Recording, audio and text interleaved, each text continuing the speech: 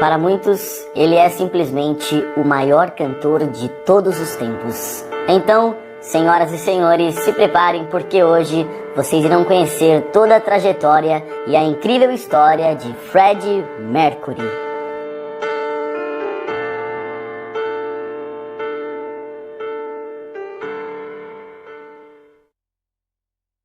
Farrokh Bulsara, mais conhecido como Freddie Mercury, nasceu no dia 5 de setembro do ano de 1946, na cidade de Pedra, em Zanzibar, que atualmente faz parte da Tanzânia. A família de Freddie se mudou da Índia para Zanzibar para que o seu pai pudesse manter o seu emprego no Banco Colonial Inglês. Quando chegaram em Zanzibar, seus pais, Bomi e Jar Bulsara, tiveram 2 filhos, Freddie e sua irmã mais nova, Kashmira. Em 1954, aos 8 anos de idade, o pequeno Fred foi enviado para estudar em uma escola apenas para meninos, na cidade indiana de Bombay. E durante o período em que estudou nessa escola, ele fazia todo o trajeto completamente sozinho a bordo de um navio. Nessa época, o garoto já era um grande fã de música, e então ele começou a fazer aulas de piano ainda muito cedo. Fred montou sua primeira banda que se chamava The Ractics, onde ele se apresentava em vários eventos escolares cantando sucessos de artistas como Cliff Richard e também Little Richard. Inclusive, foi nessa época que ele começou a ser chamado de Freddie por seus amigos. Nessa época, apesar de ser apreciado pelas pessoas mais velhas por conta do seu talento e também por ser um garoto extremamente carismático, Fred sofria muito bullying na escola por causa da sua personalidade um pouco afeminada. E por conta disso, ele acabou se tornando uma pessoa mais fechada, ou seja, uma pessoa introspectiva e também muito tímida quando estava perto de estranhos. Algum tempo depois, quando já estava mais velho, Fred foi morar na casa de sua avó, mas ele continuou estudando na mesma escola até o fim do curso, quando ele acabou voltando para a casa dos seus pais. Durante a sua transição de adolescente para adulto, aos 17 anos, a família Bulsara decide então se mudar para Londres, durante o período da Revolução Civil de Zanzibar, no ano de 1964. Quando chegou na Inglaterra, Fred começou a estudar artes, e pouco tempo depois, ele se formou como designer gráfico. Mas depois que acabou o curso, ele não exerceu a sua profissão, mas sim foi trabalhar como vendedor de roupas no famoso mercado Kensington, junto com a sua namorada, Mary Austin. Fred também trabalhou como atendente em um aeroporto durante um curto período, mas foi apenas no ano de 1969 que a sua história na música realmente começou. Naquele ano, ele deu início a uma banda que se chamava Ibex, que depois acabou mudando de nome para Wreckage, mas que acabou não durando muito tempo. Depois, ele chegou a fazer parte de um grupo chamado Sour Milk Sea, mas novamente acabou não dando certo também. Foi só em abril de 1970 que Fred se juntou ao guitarrista Brian May e ao baterista Roger Taylor no trio Smiley.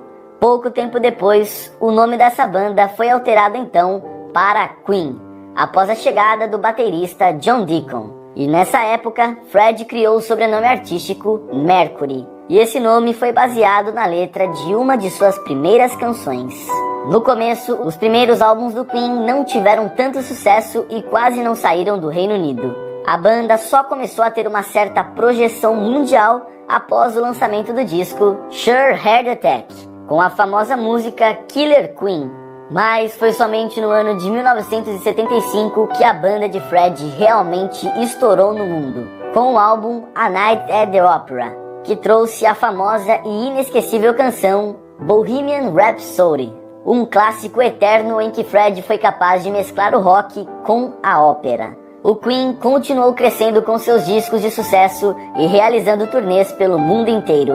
Em 1976 foi lançado A Day at the Races com a canção Somebody to Love. E em 1977 saiu News of the World, que contava com 2 músicas que no futuro seriam consideradas as maiores canções da história da banda: We Will Rock You e a clássica We Are the Champions. Jazz, o álbum seguinte, não foi ruim, mas acabou não conseguindo vingar tanto quanto os 2 álbuns anteriores.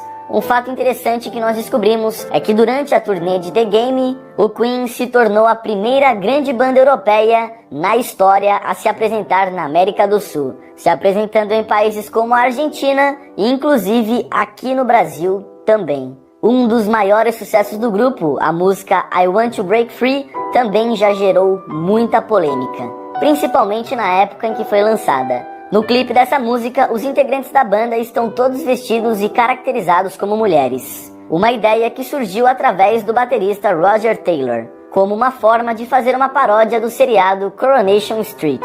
O problema é que, apesar de a música ter sido um grande sucesso e também muito aclamada no Reino Unido, a canção foi considerada controversa nos Estados Unidos. E por isso acabou sendo banida pela MTV e também por outras emissoras por conta da cultura conservadora dos Estados Unidos naquela época. John Deacon escreveu essa canção como uma forma de desabafar por ser uma pessoa extremamente tímida, também abordando questões como a solidão e a autossuficiência.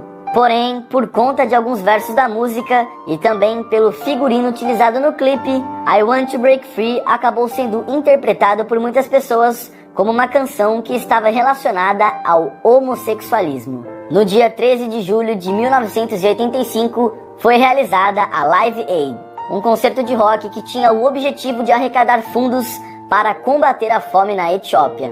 Essa foi uma das maiores transmissões de todos os tempos, pois estima-se que 1,5 bilhão de pessoas e em mais de 100 países tenham assistido à apresentação ao vivo. Nessa apresentação, Fred demonstrou toda a sua capacidade de dominar um palco ao vivo e também a sua capacidade de versatilidade, fazendo a transição entre vocais, piano, guitarra e também a sua interação fantástica com o público sem perder o ritmo.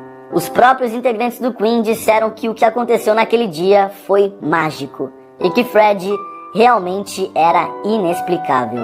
No ano seguinte, em 1986, o Queen lançou o disco A Kind of Magic, que foi um grande sucesso. E nesse ano, eles também realizaram uma turnê pela Europa com uma produção e com uma recepção jamais vista antes, com 2 concertos no estádio de Wembley que foram gravados e lançados em vários formatos depois. Apesar das polêmicas e de muitas pessoas acreditarem que Freddie Mercury era totalmente gay, na realidade ele era bissexual não assumido. Raramente Fred falava sobre sua vida particular para a imprensa, e sua família e seus amigos também eram bem discretos quando questionados sobre essa questão dele. Sua irmã, porém, disse que o cantor jamais tocou no assunto de sua homossexualidade com a sua família, mas que mesmo assim todos já sabiam e sempre o respeitaram da mesma forma.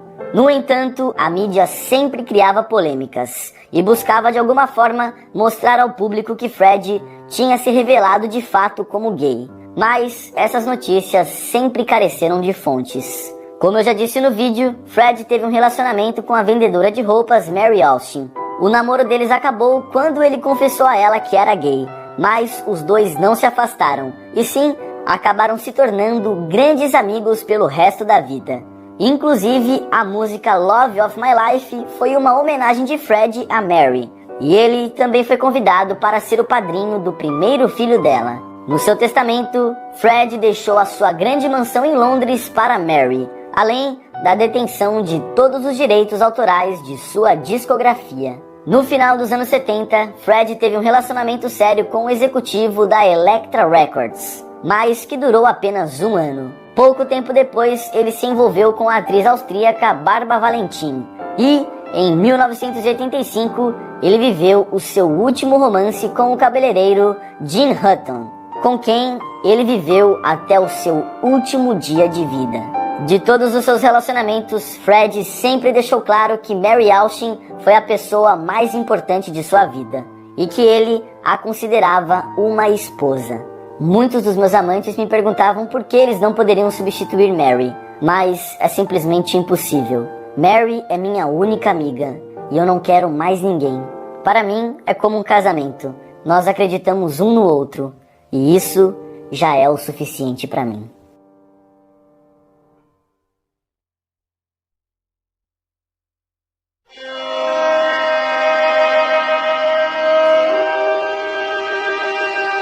Porém, em 1986, as dificuldades começaram a aparecer na vida de Fred. Em agosto daquele ano, ele fez a sua última apresentação com a banda. Em outubro, os boatos de que ele havia sido diagnosticado como portador do vírus da AIDS começaram a se espalhar rapidamente. Quando questionado pela imprensa, Fred sempre negava. Segundo seu namorado Jim, Fred descobriu que tinha mesmo a doença em abril de 1987. Apesar de sempre negar, a saúde física dele se agravou rapidamente e ele começou a aparecer em público cada vez mais magro e mais pálido. Mesmo não podendo mais se apresentar ao vivo, Fred continuou trabalhando com sua banda até o fim. Depois que descobriu a doença, ele lançou um disco de ópera e também lançou mais 2 álbuns com o Queen, além de continuar a gravar videoclipes. Mas, no seu último trabalho em frente às câmeras, para conseguir esconder as manchas horríveis que ele tinha em sua pele, foram necessárias horas de maquiagem. E o videoclipe também teve que ser lançado em preto e branco para poder esconder a sua aparência abatida. Em junho de 1991, Fred já sabia que não iria sobreviver por muito tempo. Então, ele gravou os vocais para novas músicas do Queen, para que a banda conseguisse as terminar depois. Essas canções foram lançadas posteriormente em seu álbum póstumo. Nos seus últimos dias, Fred perdeu a visão e já não conseguia mais sair da cama. Então, ele tomou uma difícil decisão. A partir dali, ele não iria mais tomar a sua medicação. E o que restou a ele foi, infelizmente, apenas esperar pela morte. No dia 22 de novembro, Fred pediu para que o empresário da banda comunicasse oficialmente à imprensa sobre a sua doença. Então, apenas 24 horas depois desse comunicado, Fred Mercury faleceu no dia 24 de novembro de 1991, vítima de broncopneumonia que foi acarretada pela AIDS. Seu funeral aconteceu em Londres 3 dias depois. O corpo de Fred foi cremado no cemitério de Kensal Green e suas cinzas foram entregues a Mary Austin. Porém, apenas ela, Gene Hutton, a família e também os membros do Queen sabem onde as suas cinzas foram depositadas. E até hoje, nenhum deles revelou o seu verdadeiro paradeiro. Essas foram praticamente as últimas palavras de Fred para a imprensa antes de morrer. Seguindo a enorme comoção da mídia nas últimas 2 semanas, eu gostaria de confirmar que fui testado como soro positivo e tenho AIDS. Eu senti que era melhor manter isso privado até agora para proteger a mim e aqueles que estão ao meu redor. No entanto, chegou a hora de meus amigos e meus fãs saberem finalmente a verdade. E eu espero que todos se juntem a mim e aos meus médicos na luta contra essa terrível doença. Minha privacidade sempre foi importante para mim e sou famoso por minha falta de entrevistas. Então, por favor, entendam que essa política continuará. Jim, mesmo sabendo da doença de Fred, ficou com ele até o seu último dia de vida. E na hora de sua morte, ele estava ao lado de Fred no momento em que ele faleceu. Jim morreu em 2010, vítima de câncer.